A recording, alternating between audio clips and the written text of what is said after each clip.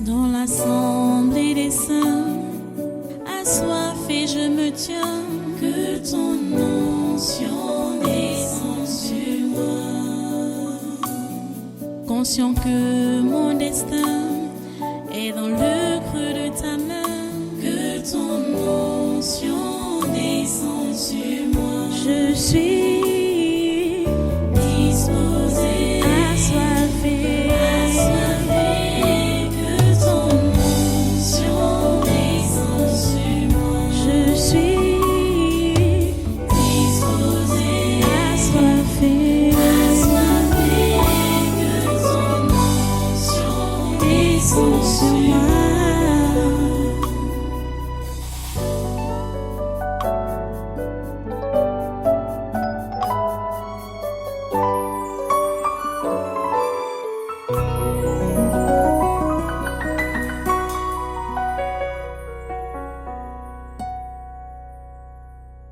Que le Seigneur t'aide vraiment à comprendre.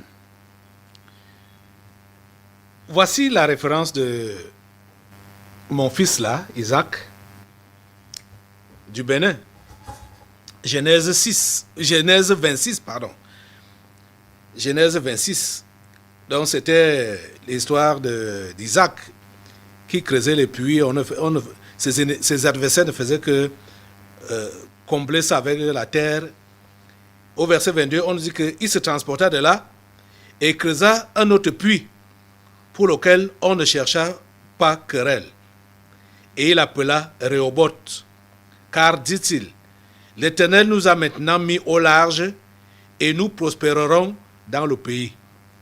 Mon fils ne fait que répéter ces paroles avec ses fidèles.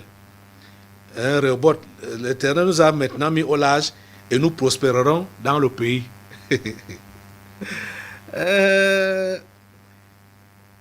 Cher ami, ça c'était l'histoire d'Isaac, fils d'Abraham. Ça c'était son histoire personnelle. Il a connu les combats et il n'abdiguait pas, il continuait jusqu'à ce que les combats pour avoir de l'eau, et vous savez que l'eau c'est la vie.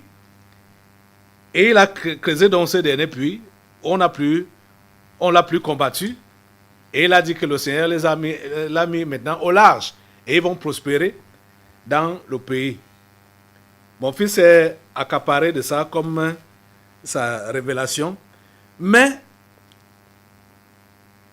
il faut comprendre que ce que nos ancêtres dans la foi, Abraham, Isaac et Jacob, ont vécu, ainsi que même les autres prophètes, la Bible nous dit que c'était l'ombre des choses à venir, mais que la réalité est en Christ. La réalité est en Christ. Et ils ont vécu l'ombre des choses à venir, mais que la réalité est en Christ. Et nous sommes maintenant en Christ. On parle des choses de Christ. Christ a souffert et Christ nous a laissé un exemple de souffrir. Nous allons souffrir jusqu'à la mort. Ça, que vous le vouliez ou pas, que tu le veuilles ou pas, je parle à n'importe quel chrétien, que tu le veuilles ou pas, si tu veux garder ta foi, si tu veux mourir étant chrétien, tu vas souffrir jusqu'à ta mort. C'est de ça qu'il est question. Je vous dis la pure vérité. Je n'invente rien. Et la Bible nous fait comprendre ce matin que c'est une grâce de souffrir pour Christ. Donc, être mis au large et prospérer dans le pays, dans le sens que maintenant là, je n'aurai plus de combat. Maintenant là, j'ai la bénédiction, j'ai les grâces, j'ai les faveurs. Ce genre d'idée là, il faut enlever ça de ta tête. Si tu es vraiment un vrai enfant de Dieu, un vrai serviteur de Dieu, un vrai ministre de Dieu, un vrai esclave de Dieu. Parce qu'il faut toujours que tu le comprennes, que le ministre de Dieu, c'est lui qui est le serviteur de Dieu, et le serviteur de Dieu, c'est lui qui est l'esclave de Dieu. Et l'esclave n'a pas de répit jusqu'à sa mort. l'esclave ne prend pas de retraite. Et l'esclave ne connaît pas les moments de gloire. Je parle de l'esclave naturel. Il ne connaît pas les moments de gloire, les moments d'élévation. Il est au service jusqu'à sa mort. Pas de retraite. Et déjà, il est esclave lui-même.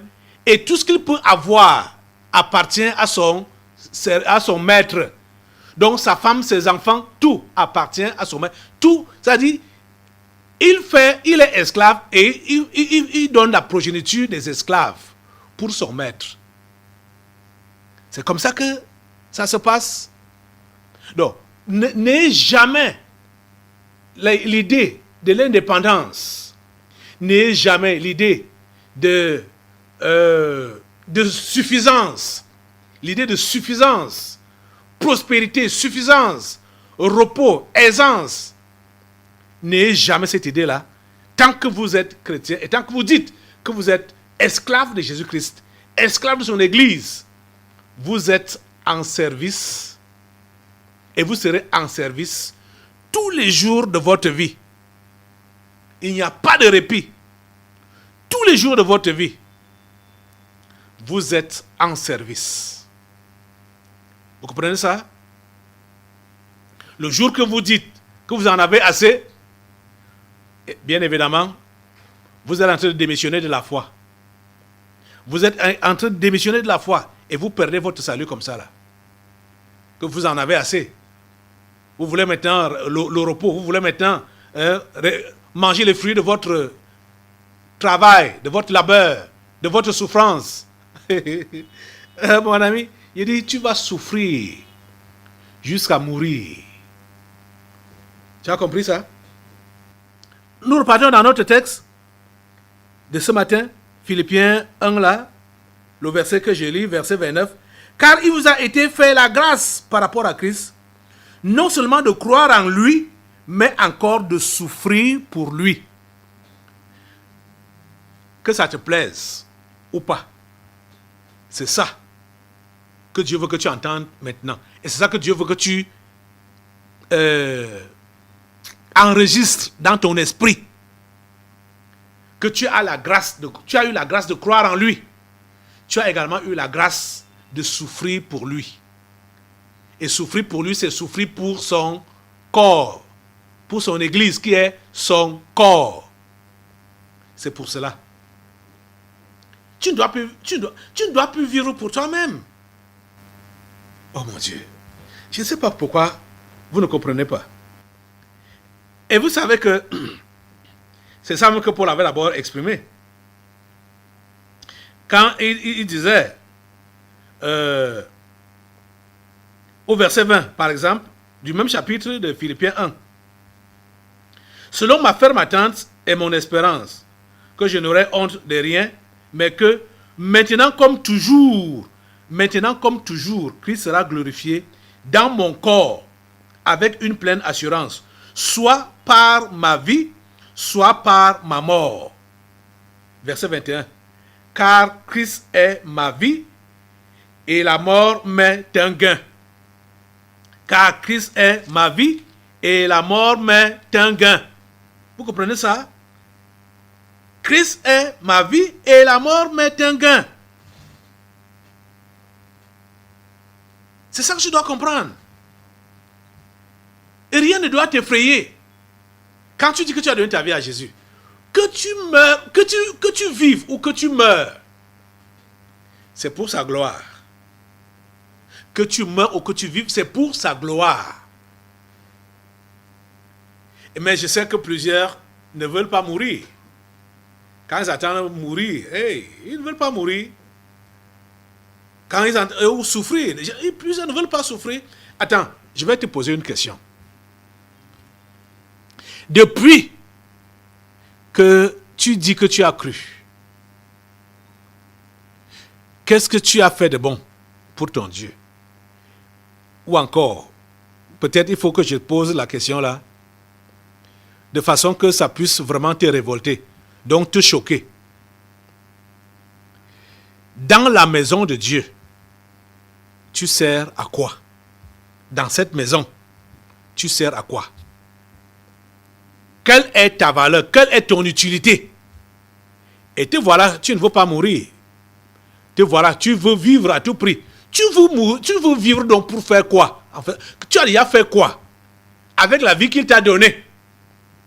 Jusqu'à présent, tu as fait quoi avec ça? Tu ne veux pas être malade. Tu ne veux pas être souffrant. Tu ne veux pas... Tu fais donc quoi avec la nourriture que tu manges? Tu fais quoi avec la santé que tu as? Tu fais quoi avec tout ce que Dieu t'a donné? Jusqu'à présent, tu as fait quoi avec ça? Entre nous. Tu as fait quoi avec ça? Et quand tu dis là que tu t'accroches à la vie, tu dis que tu veux vivre. Tu veux donc vivre pourquoi? Pour quelle raison? Ceux qui savent ce que Dieu est réellement pour eux, ou ce que Christ est réellement pour eux, ils n'ont ni peur de la vie, ni peur de la mort. Tout est pareil. Parce qu'ils savent qu'en tout et partout, ils sont au centre de la volonté de Dieu. Et quand bien même ils aimeraient prolonger leur existence sur la terre, c'est pour servir l'Église. C'est pour cette raison-là, c'est pour servir l'Église, c'est pour continuer à être utile à l'Église. Donc c'est pour continuer leur esclavage pour l'Église. Mais toi, tu veux vivre pourquoi? Et tu vis pourquoi? Qu'est-ce que tu as déjà fait pour Dieu? Qu'est-ce que tu as déjà fait pour son Église? Avec la vie qu'il t'a donnée, qu'est-ce que tu as déjà fait entre nous? Est-ce que tu peux répondre à cette question-là? Oh mon Dieu. Que le Seigneur vous aide. Ma prière est que vous soyez révoltés.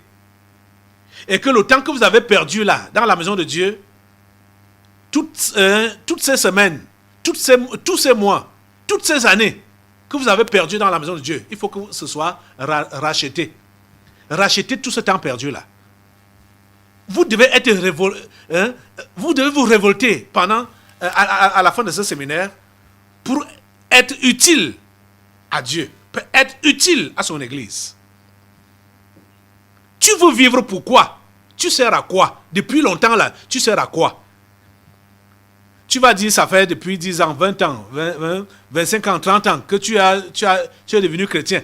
Depuis tout ce temps-là, tu as donc fait quoi à Dieu? Tu as fait quoi à l'Église? Tu as fait quoi? Quel est ton rendement? Quel est ton rendement? Quel est ton apport? Quel est ton apport? Cher ami, quel est ton apport? Depuis toutes ces années, quel est ton apport pour l'avancement du royaume de Dieu? Quel est ton apport? Qu'est-ce que tu as fait? Et qu'est-ce que tu fais? Que le Seigneur donne la grâce de te révolter. Ce matin, il dit, non, je ne vais plus continuer à être un inutile dans la maison de Dieu. Parce qu'il y a plein d'inutiles dans cette maison. Plein d'inutiles. Des gens qui ne servent à rien, qui ne foutent rien. Et vous savez que les inutiles doivent être retranchés. Hein? Les inutiles doivent être retranchés. Lisez Jean 15. Jésus dit clairement que tout sarment qui ne porte pas du fruit doit être retranché. Toutes les branches qui ne portent pas le fruit doivent être retranchées. Mais les branches qui portent le fruit, on les entretient. Et on les entretient en les taillant. Et ça, la taille là, donc tailler et monder les branches là, c'est ça qu'on appelle la souffrance. Pour être utile à Dieu, il faut passer par la souffrance. Il faut être émondé, il faut être taillé pour que tu portes davantage de fruits. C'est ça la souffrance. Quand tu fais la taille de tes arbres fruitiers, tu vois la sève qui coule. La sève là, ce sont les larmes, ce sont les pleurs. Parce que quand on souffre, ce n'est pas pour rire. Ça fait mal. Mais Dieu te fait passer par là pour que tu lui sois utile. Et les inutiles doivent être retranchés, coupés et jetés au feu. Lisez Jean 15. Jésus le dit clairement. Je vous ai dit, repartez dans les Écritures, lisez. Vous allez voir que Jésus a tout enseigné. Ce que je vous enseigne maintenant là, ce n'est pas nouveau. Ce n'est pas nouveau. Jésus a déjà tout dit dans les évangiles. L'apôtre Paul n'a fait que répéter parce que, et lui-même, il expérimentait ça dans son corps. Et les fidèles à qui il enseignait ces choses étaient témoins. Parce qu'ils voyaient comment cet homme souffrait dans sa chair pour l'Église. Il chasse un démon de divination, on le lapide. On le lapide à mort. Et après même, on le met en prison sans soigner ses plaies. Vous vous rendez compte? Oh mon Dieu. Et il avait souffert cette lapidation. Et cette prison, c'était pour aller sauver le gardien de prison avec sa famille. Que Dieu a permis ça. Dieu a permis que Paul passe par la souffrance. Vous allez lire l'histoire là, c'est dans Acte 16. Il n'est pas le temps maintenant là pour vous ouvrir tous les passages. C'est dans Acte 16. Dieu est passé à faire souffrir Paul dans sa chair. Il a été lapidé dans sa chair. Et il a connu la prison dans sa chair. C'était pour aller sauver le geôlier de Philippe, le gardien de prison, avec sa famille. Parce que pendant que Paul était donc en prison, à minuit, les plaies suintaient. Paul et son compagnon se sont mis à chanter les louanges de Dieu.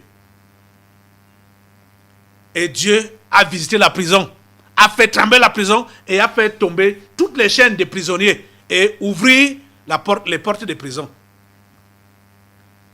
C'était pour sauver le geôlier. Parce que quand le geôlier a vu ça, le geôlier n'a même pas demandé la permission de faire sortir Paul. Il les a fait sortir. La nuit là même. Pour aller avec eux chez lui. Dans sa famille. Où Paul a maintenant prêché et le geôlier s'est converti avec toute sa famille. Ils se sont fait baptiser cette nuit-là. Vous voyez comment Dieu a fait? Dieu a utilisé la lapidation et la prison contre Paul pour aller sauver le geôlier et sa famille. Par la souffrance de Paul et de Barnabas, le geôlier et sa famille ont été sauvés. C'est comme ça que Dieu veut que nous puissions faire. Nous devons souffrir pour l'Église. Nous devons payer le prix pour que les âmes soient sauvées. Avec notre chair. Tout ce que nous avons à notre possession, nous devons livrer ça pour l'Église. Et pour les païens, pour qu'ils soient sauvés. Vous comprenez ça?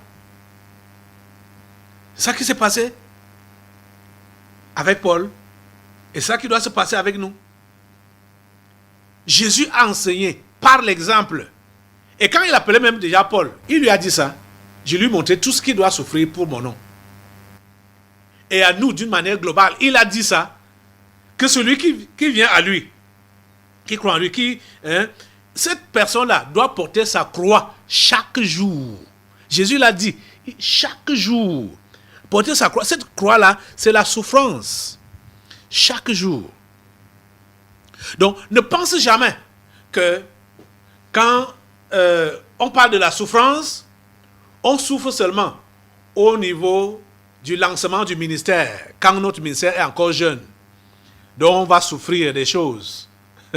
Et il va arriver un temps où on ne va plus souffrir, où on doit maintenant être mis au large, où maintenant on doit manger les fruits de notre souffrance du passé. Il n'y a pas de retraite dans la souffrance pour Christ. Il n'y a pas de retraite dans la souffrance pour l'Église. Il n'y a pas de retraite. Cela doit être ancré dans ta tête. Ça doit être ancré dans ton esprit. Que tu sois ministre de Dieu, jeune ministre, croyant ou n'importe qui, que tu dis que tu es chrétien, comprends que tu as été engagé dans la foi pour souffrir. Tu comprends? À l'exemple de ton patron, Jésus-Christ, et à l'exemple de ceux-là qui t'ont précédé, comme l'apôtre Paul et tout le reste des apôtres, des vrais serviteurs de Dieu.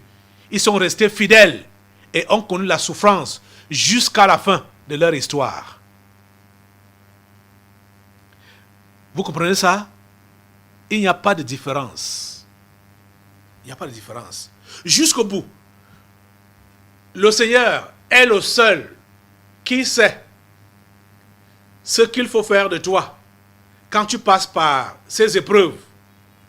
Soit il opère un miracle pour arrêter l'épreuve, ou alors il te fait succomber dans l'épreuve, mais tu restes dans la foi. Tu comprends ça? Il te fait succomber dans l'épreuve, mais tu restes dans la foi. Ce n'est pas qu'il t'a abandonné. Il a permis que tu puisses, que c'est par là que tu devrais le rejoindre. Lisez bien Hébreux 11 et vous allez voir que les héros de la foi ont eu chacun son histoire. Certains ont été délivrés des épreuves, d'autres ont succombé dans leurs épreuves. Mais cela n'a pas enlevé le fait qu'ils étaient des hommes ou des femmes de foi. C'est Dieu seul qui sait ce qu'il a dessiné pour chacun d'entre nous. Donc, pas question. Je sais que la plupart des simples serviteurs de Dieu, enfants de Dieu, la plupart d'entre eux sont en train de regarder les faux là-bas dehors, les faux prophètes, les faux pasteurs, les faux serviteurs de Dieu, pour dire que voilà, surtout quand ils vont prétendre qu'ils donnent le témoignage de leur ministère, comment ils ont commencé dans la souffrance, et comment Dieu les a bénis, comment Dieu les a élevés, et que maintenant ils ne souffrent plus. Mon ami, tu entends quelqu'un qui te dit ça, qu'il a commencé dans la souffrance, maintenant il ne souffre plus, comprends qu'il a rétrogradé, il n'est plus avec Dieu. Il n'est plus avec Dieu. Tu comprends ça? Il n'est plus avec Dieu. Dis et témoigne, dis à haute voix, je ne souffre plus. Depuis que Dieu m'a béni, Dieu m'a prospéré, machin. Oh, ça c'est un faux évangile. C'est un faux évangile. C'est un faux évangile. La trompette n'a pas encore sonné. Toutes les âmes prévues au salut ne sont pas encore sauvées. Et tu vas dire que toi, tu as déjà fini avec la souffrance? Jamais. Ça veut dire que tu as donc démissionné de ton travail. Si tu dis que tu as fini avec la souffrance, ça veut dire que tu as démissionné. Tu comprends ça? Allons dans Colossiens, là où on a commencé notre passage aujourd'hui, notre message. Colossiens chapitre 1, verset 24. Paul dit, je me réjouis maintenant dans mes souffrances pour vous. Et ce qui manque aux souffrances de Christ, je l'achève en ma chair pour son corps qui est l'Église. Je me réjouis pour mes souffrances pour vous.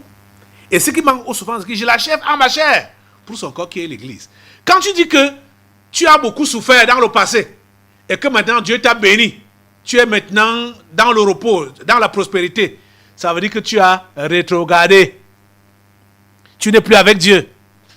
Parce que tous les païens ne sont pas encore sauvés. La trompette n'a pas encore sonné. Cette souffrance, ce prix à payer pour le salut des âmes, c'est jusqu'à la fin de notre existence sur cette terre. Jusqu'à la fin. Donc, prépare-toi. Tu dois être préparé comme ça moralement, mentalement et spirituellement. Tu dois être préparé, tu dois être prêt. Sachant que comme tu as démarré avec la foi chrétienne, tu as démarré avec la souffrance. Et que tu ne vas pas être diplômé de la souffrance et maintenant bénéficier de ton diplôme. Que oui, il a été un bon souffreteux. Donc maintenant là, il doit se reposer. Sur cette terre, jamais en tant que chrétien. Jamais. C'est quand la trompette va sonner que chacun rentrera donc en possession de ses awards, comme on dit en anglais, donc de ses récompenses, après avoir supporté jusqu'au bout la souffrance. Il n'y a pas de retraite pour ça. Il n'y a pas de congé pour ça. Comprends ça. Que ça te plaise ou pas. Mais si tu es chrétien, si tu es enfant de Dieu, comprends que c'est ce à quoi tu es destiné. Tu es esclave de Dieu, ça veut dire que tu es esclave de l'Église, esclave de tes frères et sœurs, esclave des païens non convertis qui doivent se convertir. Tu es esclave, c'est pour cela que tu es appelé à gêner pour eux, à prier pour eux. Tu es à intercéder, tu es appelé à intercéder pour eux, tu es appelé à leur parler, à les inviter à la foi. C'est ton travail. Tu es appelé à le faire. Tu sais que ce sont des voyous, ce sont des bandits, mais tu es appelé à te priver à manger, te priver du sommeil pour leur salut. Tu dois le faire. Tu es leur esclave.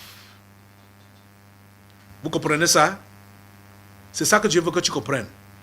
Et c'est à quoi il veut que tu t'engages. Tu vois que tu as été inutile toutes ces années, tous ces temps. Parce que tu es là à chercher ton intérêt. Tu cherches ton intérêt, ta promotion. Hein? C'est ta santé que tu cherches, ta délivrance. Hein? Tu cherches rien que les choses qui tournent autour de toi. Ou bien peut-être tes enfants, ta famille directe là. Sans comprendre que tu dois aller au-delà. Tu dois aller vers les nations. C'est à cela que Dieu t'a destiné. Tu as compris ça aujourd'hui? Que le Seigneur t'aide à comprendre que croire en lui, c'est un privilège. Que le Seigneur t'aide à comprendre que souffrir pour lui, c'est un privilège, une grâce. Lève-toi maintenant pour remercier le Seigneur pour toutes les grâces qu'il t'a accordées et surtout pour la grâce de souffrir. Prépare-toi, apprête-toi à souffrir pour lui. Apprête-toi à payer le prix, à payer tout le prix pour souffrir pour Jésus et pour son Église. Merci Seigneur, parce que tu enrôles cet homme, tu enrôles cette femme, tu enrôles cette jeune fille, ce jeune homme, cet enfant, tu les enrôles comme tes enfants, comme tes esclaves et les esclaves de ton Église. Tu leur donnes le privilège de souffrir pour toi et d'accepter cela à cœur joie. Merci parce que tu balais de leur cœur et de leur pensée cette idée de prendre les congés, cette idée de récolter les fruits de sa souffrance ici sur terre. Merci parce que tu balais ces mauvais témoignages, ces faux témoignages qu'ils ont entendus là-bas dehors, de ceux-là qui ont dit qu'ils ont beaucoup souffert au début de leur ministère, au début de leur vie chrétienne, et que maintenant Dieu les a bénis, ils sont maintenant au large, ils sont maintenant dans le repos, ils connaissent maintenant la prospérité. Merci de balayer, d'enlever tout cela dans leur mémoire et dans leur esprit, et de leur faire comprendre qu'ils sont appelés à souffrir pour toi et pour ton Église jusqu'au bout, jusqu'à la fin. Merci Père Saint, parce que tu fais asseoir tous ces enseignements dans leur esprit. Et tu leur donnes cette grâce de pouvoir appliquer tout ce qu'ils ont reçu comme enseignement. Au nom de Jésus, j'ai prié. Amen. Amen. Prenez place. Et nous allons maintenant passer aux délivrances prophétiques. Mais avant cela, je voudrais vous inviter pour samedi prochain. Samedi prochain. C'est déjà passé, cette annonce, mais j'aimerais réitérer que vous puissiez venir ici samedi à 8h pour l'investissement humain. Dégager la rigole qui est derrière l'école ici, là, qui crée souvent les inondations. Vous avez souvent vu ça pendant les cultes. Il faut que ça soit travaillé. Il y a déjà eu 2 séances. La première séance, c'était timide. La deuxième séance, ça a donné un peu. Cette troisième séance, c'est tout le monde qui est convoqué. Ça doit beaucoup donner. Vous avez remarqué que les pluies qui sont encore tombées récemment, on n'a plus connu l'inondation ici.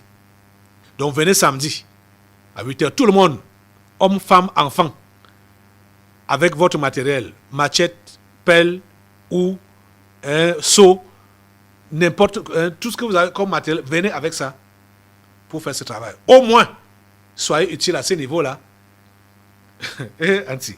Tout à l'heure, là, j'étais en train de vous interpeller. Tu as même déjà fait quoi pour Dieu? Même là où tu peux le faire, c'est-à-dire avec tes mains là, tu peux le servir. Viens samedi. Rends au moins ce service-là. Que Dieu te bénisse. Dans l'assemblée des saints, assoiffé je me tiens, que ton onction descende sur moi.